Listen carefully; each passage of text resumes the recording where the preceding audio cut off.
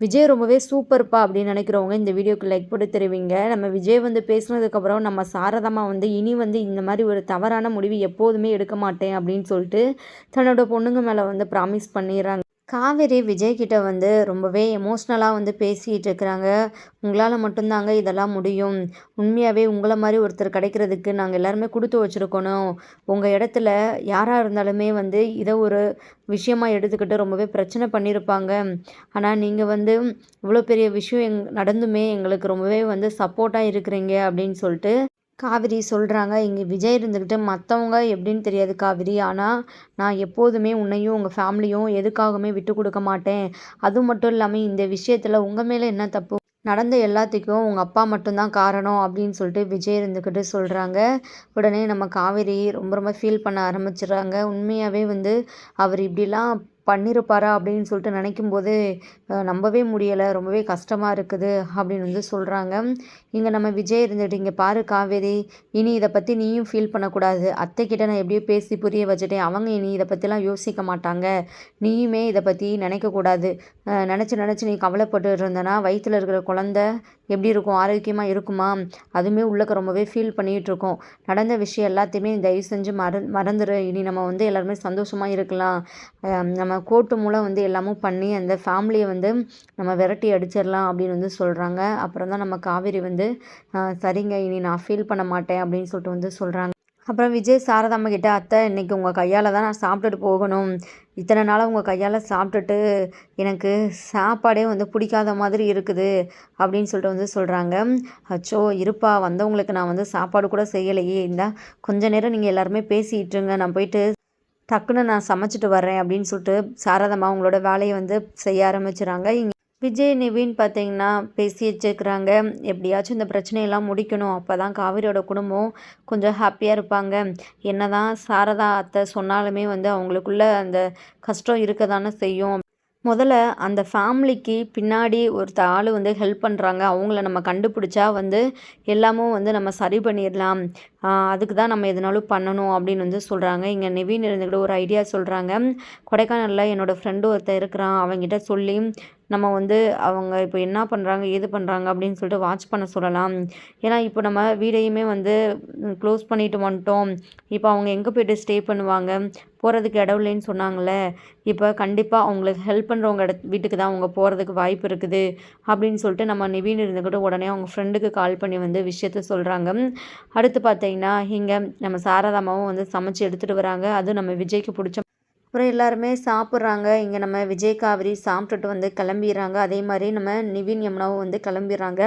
போகும்போது நம்ம விஜய் இருந்துக்கிட்டு நம்ம சாரதாம்மா கிட்ட இன்னுமே வந்து ரொம்பவே வந்து சில விஷயங்களை வந்து பேசிட்டு போகிறாங்க. அத்தை உங்களுக்கு நாங்கள் வந்து மருமகனுங்க இல்லை மகனுங்க, சரிங்களா? உங்களுக்கு எதனாலும் ஒரு சின்ன கஷ்டம்னாலும் உடனே எனக்கு ஒரு ஃபோனை போடுங்க, நான் கிளம்பி வந்துடுறேன், சரிங்களா? இல்லை எங்கேயாச்சும் வெளியே போகணுன்னாலும் சொல்லுங்கள், ஜாலியாக ஒரு ட்ரிப்பு போயிட்டு வந்துடலாம் அப்படின்னு வந்து சொல்கிறாங்க. உடனே நம்ம சாரதாம்மா இருந்துக்கிட்டு அதெல்லாம் எதுக்குப்பா வேணாம், அதுவும் காவேரி கங்கா 2 பேருமே வந்து ப்ரெக்னெண்ட்டாக இருக்கிறாளுங்க, இந்த மாதிரி டைமில் அங்கேயும் இங்கேன்னு சொல்லிட்டு அலையக்கூடாதுல்ல, அது தேவையில்லாமல் சிக்கலாயிரும் அப்படின்னு வந்து சொல்கிறாங்க. சரிங்க தம், ஆனால் நீங்கள் வந்து அதுக்காக அமைதியெல்லாம் இருக்கக்கூடாது. எனக்கு வந்து ஒரு ஃபோன் போடுங்க அப்பப்போ, சரிங்களா? மனசு சரியில்லாதப்பெல்லாம் என்னை வந்து கூப்பிடுங்க, நான் நேராக வந்து பார்த்துட்டு போகிறோம் நானும் காவேரியும் அப்படின்னு வந்து சொல்கிறாங்க. விஜய் காவிரி வந்து அவங்களோட வீட்டுக்கு போயிடுறாங்க. இங்கே பார்த்தீங்கன்னா யமுனா வந்ததுமே இங்கே வீட்டில் நிவினோட அம்மா பார்த்தீங்கன்னா ஒரு மாதிரி ஜாடமடையாக பேசுகிறாங்க. நல்ல குடும்பம்தான், இந்த மாதிரி ஒரு குடும்பத்தை ஊர் உலகத்தில் பார்த்ததே இல்லை. கேட்கும்போதே ரொம்பவே வந்து கேவலமாக இருக்குது. அதுவும் அந்த வீட்டில் ஒருத்தவளே என் வீட்டில் மருமகளாக இருக்கும்போது எனக்கு இன்னுமே வந்து அசிங்கமாக இருக்குது அப்படின்னு சொல்லிட்டு நிவினோட அம்மா வந்து சொல்கிறாங்க. இங்கே அந்த டைமில் நிவின் இல்லை, அவரோட ரூமுக்கு போயிடறாங்க. இங்கே யமுனா வந்து அவங்களோட அத்தை கூட வந்து சண்டைக்கு போகிறாங்க. என்ன நினச்சிட்டு இருக்கிறீங்க, எதுக்காக இப்படிலாம் தேவையில்லாமல் பேசிகிட்டு இருக்கிறீங்க, நாங்கள் ஒன்றும் தப்பு பண்ணலையே, அவர் பண்ண தப்புக்கு நாங்கள் என்ன பண்ணுவோம் அப்படின்னு வந்து சொல்கிறாங்க. 1000 தான் இருந்தாலும் நீங்கள் அவரோட பிள்ளைங்க தானே, அது இல்லைன்னு ஆகாதுல்ல, சரியான மானங்கெட்ட குடும்பம்டி நீங்கள். ஆனால் உங்கள் அப்பனுக்கு சாவு வந்ததில் தப்பே இல்லை. ஏன்னா 2 உங்கள் குடும்பம் எப்படி போனாலும் பரவாயில்ல, பாவம் அந்த குடும்பம் என்ன பண்ணுச்சு, அவங்களுக்கு இப்போது எந்த ஒரு இதுவுமே இல்லாமல் நாதி இல்லாமல் அவங்க தெரிஞ்சிட்டு இருக்கிறாங்க. அதுக்கெல்லாம் உங்கள் அப்பே வந்து பாரு நரகத்தில் தான் போயிருப்பான் அப்படின்னு சொல்லிட்டு வந்து வாய்க்கு வந்த மாதிரிலாம் பேசுகிறாங்க. இதனால் யமுனா ரொம்பவே டென்ஷன் ஆகிட்டு கத்துறாங்க. இங்கே பாருங்கள், இனி ஒரு வார்த்தை இதனால வந்து பேசுனீங்கன்னா உங்களுக்கு மரியாதை அவ்வளோதான். தேவையில்லாமல் நீங்கள் பேசிக்கிட்டு இருக்கிறீங்க. உங்களுக்கும் இந்த விஷயத்துக்கு என்ன சம்மந்தம்? நாங்களே எல்லாத்தையுமே மறக்கணும் அப்படின்னு சொல்லிட்டு நினச்சிட்ருக்குறோம். நீங்கள் மறுபடியும் எதுக்கு இப்படிலாம் பேசிகிட்டு இருக்கிறீங்க அப்படின்னு வந்து சொல்கிறாங்க. என்னதான் இருந்தாலும் எல்லாம் மாறிடாது. ஏன்னா நான் என் வாயை அடைக்கலாம், ஊர் வாயை அடைக்க முடியுமா உன்னால்? உங்கள் வீட்டு கதை தான் இப்போது ஊரில் எல்லாருமே பேசிகிட்டு இருக்கிறாங்க. ஏன்னா எனக்கு ஃபோன் மேலே ஃபோனு ஃபஸ்ட்டு ஒன்று இங்கேருந்து வெளியே அனுப்பணும் அப்படின்னு சொல்லிட்டு. தயவு செஞ்சு நீ என் பையனை விட்டு போயிரு, அப்போ தான் எங்கள் குடும்பம் ரொம்பவே சந்தோஷமாக இருக்கும் அப்படின்னு வந்து சொல்கிறாங்க. எங்கள் யமுனா வந்து அப்படியே சண்டைக்கு போகிறாங்க. நானும் அமைதியாக இருக்கிறேன், நீங்கள் ரொம்பவே ஓவராக பேசிகிட்டு இருக்கிறீங்க. நான் நிவினை வந்து எப்போதுமே விட்டுட்டு போக மாட்டேன். செத்தா கூட நான் நிவின் கூட தான் போவேன். சாகிற வரைக்கும் நான் நிவின் கூட தான் வாழுவேன் அப்படின்னு வந்து சொல்கிறாங்க. அவன் உன்னை ஒரு இதாக கூட மதிக்க மாட்டான், ஒரு பொருட்டாகவே உன்னை மதிக்க மாட்டான். நீ தான் நிவின்னு சொல்லிட்டு நாக்க தொங்க போட்டுட்டு சுற்றிட்டு இருக்கிற அவன் பின்னாடியே. ஆனால் அவன் உன்னை ஒரு ஆளாக கூட மதிக்கலை. எதுக்கு? கொஞ்ச நாளில் நீ எப்படியும் வெளியே போக தான் போகிற. இப்போவே நீ போயிட்டா எனக்கும் கொஞ்சம் நிம்மதியாக இருக்கும் அப்படின்னு வந்து சொல்கிறான். என்னடா இப்படி சத்தம் கேட்குது அப்படின்னு சொல்லிட்டு நிவின் வந்து பார்த்தா இங்கே அவங்க அம்மாவும் யமுனாவும் சண்டை போட்டு கிடக்காங்க. உடனே நிவின் இருந்துக்கிட்டு கத்துறாங்க. என்னதான் உங்களுக்கு பிரச்சனை? எப்போ பார்த்தாலும் உங்கள் சண்டையை நான் வந்து சமாதானப்படுத்துகிறதே எனக்கு வேலையாக போச்சு. உங்களுக்கெல்லாம் வேறு வேலையே இல்லையா அப்படின்னு சொல்லிட்டு வந்து கேட்குறாங்க. உடனே யமுனா இருந்துக்கிட்டு பாருங்கள் நிவின் எப்படிலாம் தப்பாக பேசுகிறாங்க. நீங்களும் நடந்த விஷயங்களெல்லாம் கண் முன்னாடி பார்க்க தானே செஞ்சீங்க. எங்களுக்கு எதுனாலும் தெரியுமா? எங்கள் அப்பா பண்ண தப்புக்கு நாங்கள்லாம் என்ன பண்ணுவோம்? என்னென்னமோ வாய்க்கு இந்த மாதிரியெல்லாம் பேசிகிட்டு இருக்கிறாங்க. எங்கள் குடும்பத்தை விட இப்போ வந்திருக்கிறாங்களே அந்த குடும்பம் தான் பாவமா அப்படி இப்படின்னு சொல்லிட்டு என்னென்னமோ பேசுகிறாங்க. ரொம்பவே கஷ்டமாக இருக்குது நிவின் இவங்க பேசுகிறதெல்லாம் கேட்கும்போது அப்படின்னு வந்து சொல்கிறாங்க. உடனே நிவின் இருந்துக்கிட்டு அம்மா நீ என்னம்மா இப்படிலாம் பண்ணிகிட்டு இருக்கிற? ஏன் இப்படிலாம் நீ பேசிகிட்டு இருக்கிற? நீ இதை பற்றி நீ பேசினேன்னா அவ்வளோதான், நான் அந்த வீட்டை விட்டே போயிடுவேன். எனக்கு எதுவுமே இல்லை அப்படின்னு சொல்லிட்டு நான் வந்து தூக்கி போட்டு போயிடுவேன் அப்படின்னு வந்து சொல்கிறாங்க. என்னடா நிவின் இப்படிலாம் பேசுகிற? போய் இந்த யமுனாவுக்கு சப்போர்ட் பண்ணிட்டா நீ பேசுகிற? அம்மா என்னதான் இருந்தாலும் இந்த விஷயத்தில் வந்து நான் யமுனா பக்கம் தான் நிற்பேன். அவளை நீ சும்மாலாம் அப்படிலாம் பேசி கஷ்டப்படுத்தாத. நடந்த விஷயங்களை நேராக பார்த்து எனக்கே அவ்வளோ மனசு வேதனையாக இருக்குது. அவங்க குடும்பத்தாளுங்களுக்கு எவ்வளோ கஷ்டமாக இருக்கும். கொஞ்சமாச்சும் நீ மனச்சாட்சியோடு நடந்துக்கோ அப்படின்னு சொல்லிட்டு வந்து நல்லாவே நிவின் வந்து அவங்க அம்மா பிடிச்சி திட்டி விட்றாங்க. வர நீ பண்ணுறது சரியே இல்லைடா நிவின். அம்மா இல்லாதப்போ தான் உனக்கு வந்து அம்மாவோட அருமை வந்து உனக்கு புரியும் அப்படின்னு சொல்லிட்டு ரொம்பவே கோவமாக பேசிட்டு போயிடுறாங்க. இங்கே யமுனா வந்து ரொம்பவே சந்தோஷப்படுறாங்க. யமுனா நீ ஒன்றும் ஃபீல் பண்ணாத, அவங்க அப்படி தானே, அவங்க பேசுகிறதெல்லாம் நினச்சி நீ கவலைப்படாத, தயவு செஞ்சு உனக்கு எப்போதுமே நான் துணையாக நிற்பேன் அப்படின்னு சொல்லிட்டு வந்து சொல்கிறாங்க. அந்த வார்த்தையை கேட்டதுமே இங்கே நம்ம யமுனாவுக்கு அப்படியே பார்த்திங்கன்னா மனசுக்குள்ளே அப்படியே பட்டாம்பூச்சி பறக்க ஆரம்பிச்சிருது. இது போதும் நிவின், புரிஞ்சுக்கிட்டீங்களே இது போதும் அப்படின்னு வந்து சொல்கிறாங்க. இதில் புரிஞ்சுக்கிறதுக்கு என்ன இருக்குது யமுனா? நீ ஒன்றும் தப்பு பண்ணலை சரியா? உங்கள் வீட்டில் யாருமே தப்பு பண்ணலை, உங்கள் அப்பா தான் எல்லாமும் பண்ணது. அவர் பண்ண தப்புக்கு நீங்களாம் எதுக்காக கஷ்டப்படணும் அப்படின்னு சொல்லிட்டு வந்து சொல்லிவிட்டு அவருமே பார்த்திங்கன்னா கிளம்பிடுறாரு.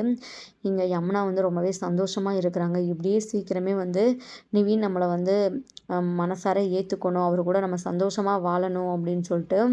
அடுத்து பார்த்திங்கன்னா இங்கே நம்ம விஜய் காவேரி அவங்களோட வீட்டுக்கு போனதுக்கப்புறம் நம்ம விஜய் வந்து காவேரி கிட்ட வந்து சொல்கிறாங்க. இங்கே பாரு காவேரி, வீட்டில் இருக்கிறவங்க அப்படி எதனாலும் பேசினாலும் நீ அதெல்லாம் வந்து கண்டுக்காத, காதில் கூட வாங்கிக்காத, நீ அந்த இடத்த விட்டு நீ வாட்டில் நகண்டு வந்துரு அப்படின்னு வந்து சொல்கிறாங்க. நம்ம காவேரியுமே சரிங்க அப்படின்னு வந்து சொல்கிறாங்க. அடுத்து பார்த்தீங்கன்னா இங்கே நம்ம காவேரி வந்து ஜூஸ் ஏதோ உட்காந்து குடிச்சிட்ருக்குறாங்க. அப்போது வந்து அன்பு வராரு. அன்பு வந்துக்கிட்டு காவேரியை வந்து ரொம்பவே சீண்டி பார்க்குறாரு. என்ன காவேரி, என்ன இவ்வளோ சந்தோஷமாக வந்து சாப்பிட்டுட்ருக்குற? நடக்கிற விஷயம்லாம் அவ்வளோ கேவலமாக இருக்குது. எங்களால் வெளியே தலை காட்டவே முடியலை, ஒரு வாய் கூட எங்களால் நிம்மதியாக சாப்பிடவே முடியல. உன்னால் மட்டும் எப்படி தான் முடியுது? உங்கள் குடும்பத்தெலாம் என்ன சொல்கிறதுனே தெரியல அப்படின்னு வந்து சொல்கிறாங்க. இங்கே அன்பு அவர் வாட்டில் பேசிகிட்டே இருக்கிறாரு. நம்ம காவேரி அதை கொஞ்சம் கூட கண்டுக்காமல் அவங்களோட வேலையை பார்த்துட்டு இருக்கிறாங்க. அப்புறம் ராதா வராங்க. ராதாவுமே பார்த்தீங்கன்னா வாய்க்கு வந்த மாதிரிலாம் பேசுகிறாங்க. காவேரி, உங்கள் அப்பாவுக்கு இந்த ஒரு குடும்பம் மட்டும்தானா, இல்லை இன்னும் குடும்பம் எதுவும் எங்கேயோ இருக்கிறாங்களா? கொஞ்சம் விசாரித்து பாருங்கள், அப்படியெல்லாம் அமைதியாக இருக்காதீங்க. இன்னும் ஒரு 2-3 குடும்பத்தை வேற வச்சுருக்க போகிறாரு. அப்புறம் அவங்களுமே வந்து நிற்க போகிறாங்க, சொத்தில் பங்கு வேணும், பாயாசம் வேணும் அப்படின்னு சொல்லிட்டு.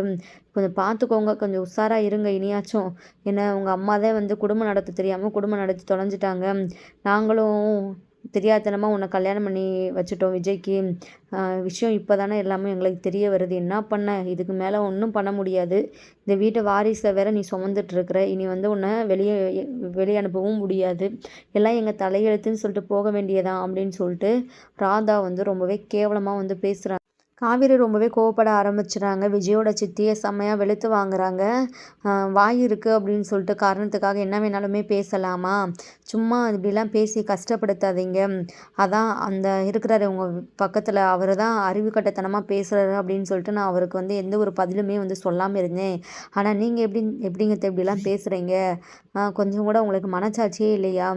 நாங்களே வந்து நடந்த விஷயங்களை நினச்சி ரொம்பவே மனசுடைஞ்சு போயிருக்கிறோம். முடிஞ்ச அளவுக்கு இந்த விஷயத்தை பற்றி யோசிக்காமல் இருக்கணும் அப்படின்னு நினைக்கிறோம். ஆனால் மறுபடியும் எதுக்காக இதை பற்றி பேசி கஷ்டப்படுத்துகிறீங்க அப்படின்னு வந்து சொல்கிறாங்க. உடனே சித்தி இருந்துக்கிட்டே, அட என்னம்மா காவேரி, நாங்கள் ஒன்றும் பொய் சொல்லலையில, நடந்த விஷயத்தை தானே நான் வந்து உன்கிட்ட பேசுகிறேன். என்னதான் இருந்தாலும் உங்கள் அப்பா இன்னும் 2-3 குடும்பத்தை கூட எங்கேயாச்சும் வச்சிருக்க கூட வாய்ப்பு இருக்குது. கொஞ்சம் பாருங்கள் அப்படின்னு சொல்லிட்டு வந்து சொல்கிறாங்க. இங்கே பாருங்க வயசில் மூத்தவங்க அப்படின்னு சொல்லிட்டு நான் அமைதியாக இருக்கிறேன். என்னை வந்து சீண்டி பார்க்காதீங்க. அதுவும் நீங்கள் பேசுகிறது ரொம்பவே அசிங்கமாக இருக்குது என் காதில் கேட்கவே. என்ன இதுக்கப்புறம் நீங்கள் எதனாலும் பேசுனீங்கன்னா உங்களுக்கு மரியாதையே இல்லை அப்படின்னு வந்து சொல்கிறாங்க. என்ன காவேரி, என்ன மாமியார் அப்படின்னு சொல்லிட்டு கொஞ்சம் கூட வந்து உனக்கு மரியாதையே இல்லாமல் மரியாதை கொடுக்காம பேசிகிட்டு இருக்கிற. அந்தளவுக்கு விஜய் உன்னை வந்து வச்சுருந்துருக்குறான். அவன் கொடுக்குற இடம் தான் நீ இப்படிலாம் வந்து பேசுகிறது அப்படின்னு வந்து சொல்கிறாங்க. இங்கே பாருங்கள், மரியாதை கொடுத்தா மரியாதை நான் கிடைக்கும். சும்மா நீங்கள் இப்படிலாம் பேசுனீங்கன்னா நானும் அதே மாதிரி தான் பேசுவேன் அப்படின்னு வந்து சொல்கிறாங்க.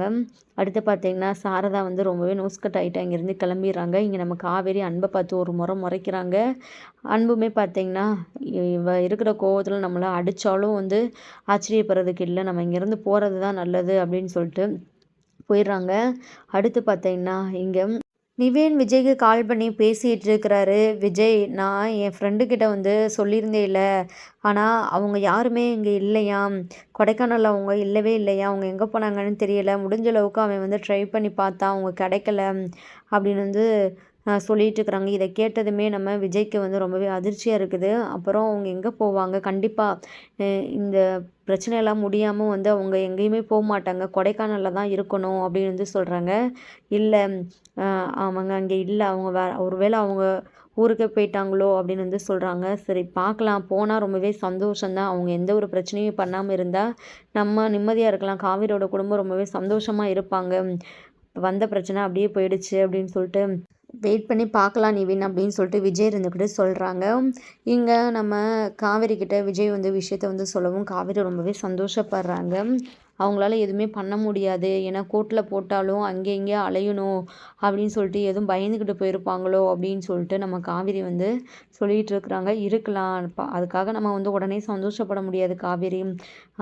என்னதான் நடக்குது நம்ம வெயிட் பண்ணி பார்க்கலாம், அப்போ தான் தெரியும் அப்படின்னு வந்து அடுத்து இங்கே தாத்தா பாட்டி இருக்கிறாங்க. அப்போது பார்த்தீங்கன்னா ஒரு 4 பேர் வந்து நிற்கிறாங்க.